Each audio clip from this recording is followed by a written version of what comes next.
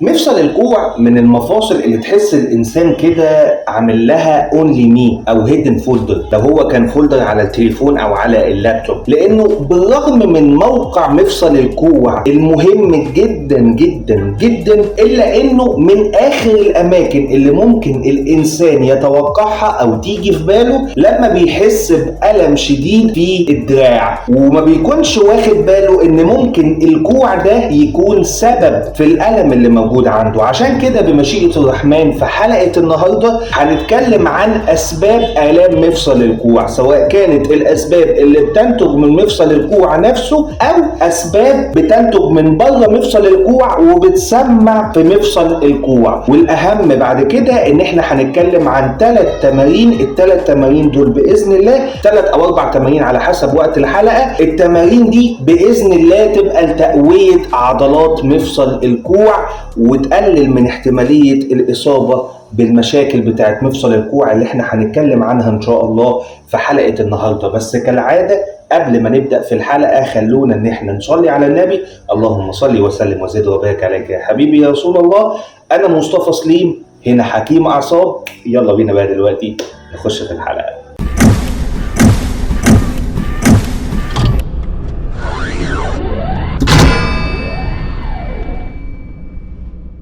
السلام عليكم، ايه الاخبار؟ ان شاء الله جميعا تكونوا في افضل حال وفي افضل صحة. قبل ما نتكلم عن ايه هي اسباب الم مفصل الكوع، اللي متابعني وعارفني عارف ان انا بحب افهم اللي قدامي، عشان حضرتك لما تبقى فاهم وفاهم طبيعة جسمك كويس هتبلك الاجابة قبل ما انا اقولها، والدنيا هتبقى عندك سهلة جدا وهتبدأ ان انت تفهم المشاكل وبالتالي تتجنبها، وهو المطلوب اثباته. قبل ما نجاوب على السؤال ده لازم نعرف هو مفصل الكوع بالنسبة لنا بيتكون من ايه. من البداية كده ده شكل مفصل الكوع زي ما حضرتك شايف في الصورة، والصورة بتبين ان مفصل الكوع بالنسبة لنا بيتكون من 3 عظام. في 3 عظام بتكون بالنسبة لنا مفصل الكوع، وهي عظمة العضد وعظمتين الزند والساعد. واحنا هنا بنبص على مفصل الكوع من ناحية الماسكولوسكيليتال سيستم او من ناحية الجهاز العظمي للإنسان. يبقى احنا كده عرفنا ان الكوع بيتكون من 3 عظام، وان ذكرت العظام ذكرت الاربطه، يعني هيبقى في اربطه في مفصل الكوع لان الاربطه دي بتربط العظام ببعضها وبتساعد على تثبيتهم بشكل كويس. واكيد كمان عندي عضلات زي ما حضرتك شايف في الصوره كده قدامك، وان ذكرت العضلات ذكرت الاوتار لان الاوتار هي اللي بتبقى الرابط ما بين العظم وما بين العضلات وبتساعد على ان العضلات تقوم بالفانكشن او وظيفتها بشكل صحيح جدا. يبقى احنا ممكن نتكلم بشكل عام ونقول ان مفصل الكوع بيتكون بالنسبه لنا من 4 حاجات، وهي العظام، الأربطة، الأوتار، العضلات. ده لو اتكلمنا بشكل عام مش بشكل دقيق شوية يعني. وهنا احنا بنبص على مفصل الكوع من ناحية الجهاز العظمي فقط، لأن هو أكيد بيعدي منه أعصاب وبيعدي منه أوعية دموية وبيعدي منه حاجات كتيرة جدا جدا جدا. ولكن بالرجوع لل4 مكونات دي، بالتأكيد أي مشكلة هتصيب ال4 مكونات دي هتسبب بالنسبة لنا مشاكل في مفصل الكوع، والمشاكل اللي هتنتج من ال4 حاجات دول بالذات ال4 أو المشاكل كلها هتسبب بالنسبة لنا مشاكل في الحركة وهتسبب ألم شديد زي ما هنعرف دلوقتي في أسباب تنميل مفصل الكوع. طبعا انت هيجي في دماغك دلوقتي ان اهم سبب لحدوث الم مفصل الكوع وهو الكسور اللي بتنتج نتيجة الحوادث او الاصابات، ولكن يؤسفني اقول لك ان الموست كومن او السبب الاكثر شيوعا اللي بيسبب الام مفصل الكوع هي التهابات الاوتار. والتهاب الاوتار هنا بيكون نتيجه الاستخدام الزائد للعضلات اللي هو الاوفر يوز ديسوردرز او الاوفر يوز اتروفي او انضغاط الاعصاب وضغط العصب اللي بيبقى موجود في مفصل الكوع. اهمهم طبعا هو الراديال نيرف او الالنر نيرف زي ما حضرتك هتكون شايف في الصوره كده. وعشان هي بتيجي نتيجه الاستخدام المفرط للعضلات، فاكثر فئه ممكن تصاب بالتهاب الاوتار، وعلى فكره التهاب الاوتار ده موضوع لوحده هنبقى نتكلم عنه ان شاء الله برضو في حلقه منفصله، زي ما كل سبب موجود دلوقتي هنبقى نتكلم عنه في حلقه منفصله، لان هو برضو كسبب لوحده بيتارجت وليه مشاكل كتير قوي قوي قوي قوي. فالتهاب الاوتار هنا زي ما قلنا هو نتيجه او بسبب ان هو بيجي نتيجه الاستخدام الزائد والاستخدام المفرط للعضلات. فاكتر فئه اصابه بيه او اكثر فئه بتتصاب بيه هي اخواتنا الحرفيين. الحرفيين دي اللي هي في القاهره يا دكتور؟ لا، انا اقصد بيها اخواتنا الحرفيين اللي هم اخواتنا اصحاب المهن الحره، بالاضافه لبعض الرياضات اشهرها رياضه التنس ورياضه الجولف. وكل رياضه من دي احنا مسميين اسم مرض معين من التهاب الاوتار دي على اسمها، زي التنس إلبو او حتى الجولف إلبو. تاني سبب بالنسبه لنا هي التهابات المفاصل. والتهابات المفاصل الاكثر شيوعا بالنسبه لنا هي اللي بتنتج نتيجه الروماتيزم او التهاب المفاصل الروماتيزمي، وده من اكثر شيوع التهاب المفاصل. ثالث حاجة هي اللي بتصيب العظم، سواء كان الحوادث سواء كان الكسور اللي ممكن تحصل يعني نتيجة الحوادث ونتيجة الإصابات، سواء كان إصابة المفصل بالعدوى، والعظام بتصاب بالعدوى وبتسبب مشاكل خطيرة برضو هنبقى نتكلم عنها واحنا شرحناها قبل كده في لايف من لايفات الفيسبوك. اللي متابعنا على الفيسبوك هنكون عارف ان احنا اتكلمنا عن الموضوع ده.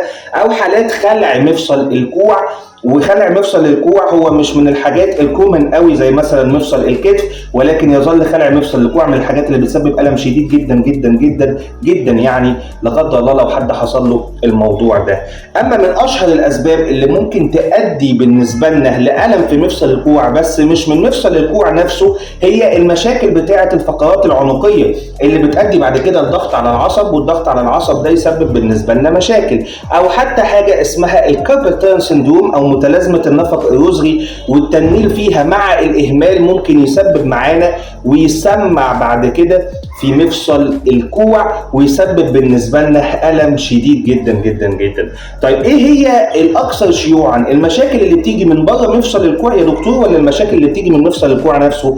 اقول لك ان اكثر عرضه بالنسبه لالام مفصل الكوع هي المشاكل اللي بتبقى من خارج مفصل الكوع وبتؤدي لاصابه بالم في مفصل الكوع، واشهرها بيكون دايما من المنطقه العنقيه، الضغط على العصب الغضروف، الشد العضلي، استقامه الفقرات. كل الحاجات دي اللي بتسبب بالنسبه لنا ضغط على العصب بتسبب بالنسبه لنا الم شديد جدا في مفصل الكوع، وممكن كمان يمتد معانا لحد الايد، وبيكون المصدر بتاعها من الرقبه زي ما شرحنا قبل كده في كذا حلقه فاتت. طيب احنا بعد دلوقتي ما عرفنا الاسباب، والاسباب هنا هي اكثر الاسباب حدوثا، مش كل الاسباب لان اسبابها بتبقى كتيره جدا. مفصل الكوع مش من المفاصل السهله بالمناسبه، مفصل الكوع بيخش فيه حاجات كتيره جدا جدا مش زي ما الناس متخيلاه.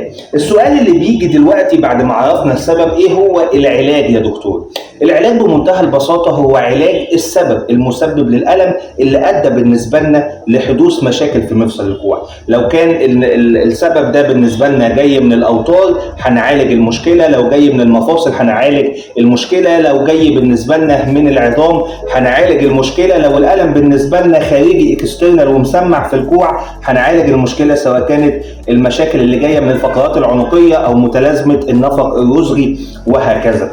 ومن اكتر الاسئله اللي احنا اتسالنا فيها في مفصل الكوع، هل العلاج الطبيعي بيكون ليه دور؟ ودكتور العلاج الطبيعي بيكون ليه دور في علاج الالام بتاعه مفصل الكوع بنسبه 99% بعد توفيق ربنا سبحانه وتعالى وبعد اراده ربنا سبحانه وتعالى. بنسبه 99% من الاسباب اللي ممكن تؤدي لالام في مفصل الكوع العلاج الطبيعي فيها بيكون مهم جدا جدا جدا. فبالتالي لو كان عندنا التهاب الاوتار العلاج الطبيعي هو الخط الاول للعلاج. لو كان عندنا التهاب في المفاصل معظم الاسباب بيبقى العلاج الطبيعي داخل فيها بدور مهم جدا. طبعا في حالات الخلع وحالات الكسور بعد الجبس وهكذا العلاج الطبيعي والتأهيل بيكون ليها دور مهم جدا جدا جدا جدا.